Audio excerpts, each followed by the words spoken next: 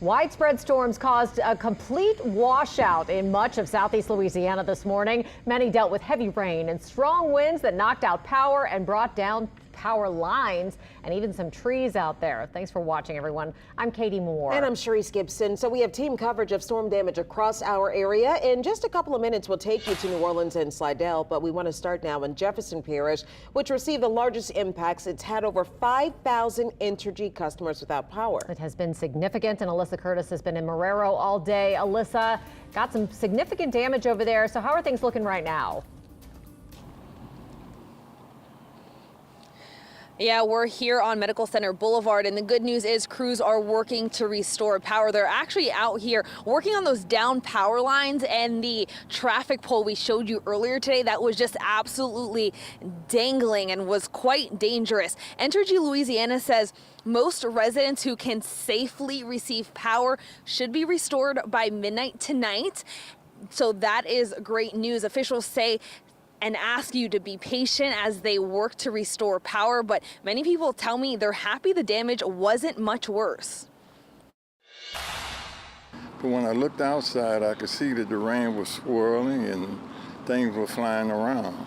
It didn't last very long, but the lights went out.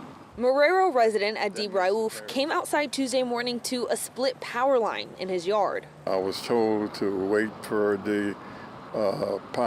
energy to come, and after energy come, then I'll be able to get an electrician to put my panel box back on the house because it came off also.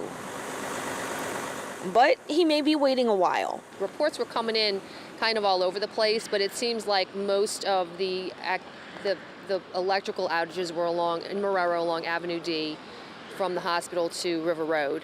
But then we have some isolated incidents. Once the rains and wind subsided Tuesday morning, we got a clearer look at the damage, like this tree on Robinson Avenue that fell on a house. Officials say it caused some structural damage. Thankfully, no one was hurt.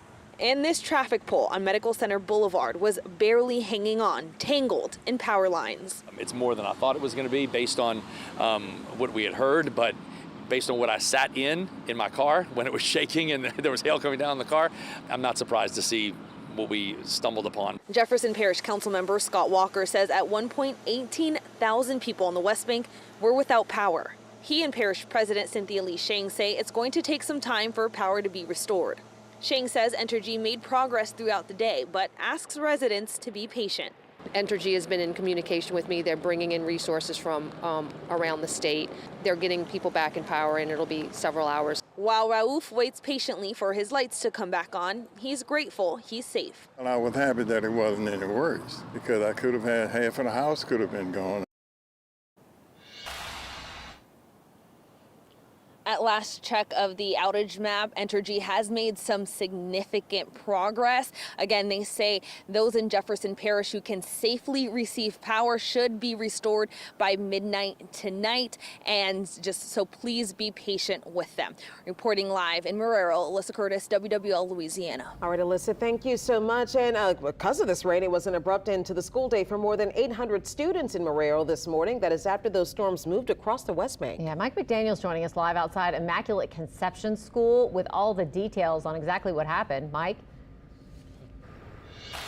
Hey there, yeah, well, those kids were barely into the day, half of them inside the church when the school principal, Kim DeMarco, says they had to go into an early dismissal mode. Principal DeMarco says that when the worst of the storm started to pass through here on Avenue D, that the lights inside started flickering and that the wind was just seemingly thrashing against the doors and windows. She says there were a lot of freaked out kids inside, but once it calmed down, they were able to kind of assess everything. Across the street on Avenue D where we are, power poles and transformers were knocked over.